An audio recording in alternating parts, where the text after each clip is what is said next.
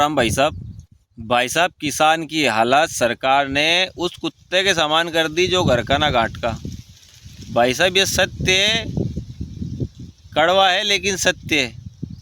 मैं भी भाई साहब किसान हूँ, इसलिए मन की पीड़ा बता रहा हूँ कि भाई साहब मंडी में जाओ तो व्यापारी किसान से मनमाने रेट पे फसल खरीद रही हो और सोसाइटी खुल नहीं रही। सरकार कह रही कि हम अच्छा दाम पे तो हमारी फसल खरीदेंगा, लेकिन खरीद नहीं रही भाई साहब। किसान है गुमराह कर रही। किसान की हालत ये है कि चोरा चोरी का मांडा आ गया, ट्रैक्टर की किस्तें देनी, तो भाई साहब पैसा की ज़रूरत है। अब करे तो करे कहीं भाई साहब, उन्हें एक कर्जो लेना पड़ेगो। अब कर्जो लेगो तो भाई साहब वो की हालत ये हो जाएगी कि कर्जो देगो, मूल राशि कर्जा में चली जाएगी। तो भाई साहब सरकार से ये कहबो है कि किसान के साथ छल छिद्र मत करो। तमें नहीं खरीदनो ज़्यादा रेट पे तो यो सिस्टम सब बंद करो। हमारी फसल हम डायरेक्ट मंडी में बेच लेंगे, डायरेक्ट मंडी में बेच लेंगे, पर यो छल छिद्र मत करो भाई साहब। और करो तो समय पे खरीदो तो ठीक, नहीं तो यो सिस्टम सब बंद करो।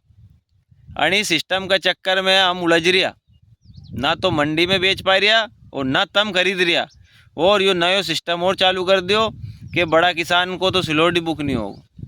ये भाई साहब बड़ो कहीं किसान नहीं है कहीं, उन्हें कहीं गेहूँ नहीं बोया, कहीं उन्हें कहीं ज़मीन में कहीं अफीम बो दी, कहीं तमने कहीं परमिशन दे दी कहीं, तो बाद में वो लखपति हो जाओ।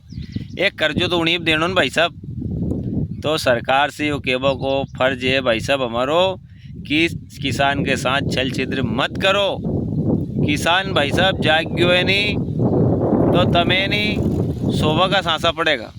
हाँ सही गिरू भाई साहब। अब न्यू मत कह दीजिए तब मुँह भी कांग्रेसी है भाई साहब, मुँह मारा हक की बात कर रही हो। हाँ, और हर किसान का हक की बात कर रही हो। ये में तम सब राजी हो तो हाँ लिखो भाई साहब, और नहीं तो भाई साहब तम चुप है तो मुँह भी चुप बैठ जाऊँ, काल से मुँह भी आवाज़ नहीं उठाऊँगा तुम्हारी। तो भाई साहब मारो तो केबो को फर्ज यही है कि अगर तुम्हें यह बात सही लगी तो भाई साहब हमें कमेंट करो और बोलो कि यह बात सही है, और गलत है तो गलत लिखो, तो कम से कम भाई साहब मुँह बोलते ही बंद हो जाऊँ। जय श्री राम, जय जवान, जय किसान।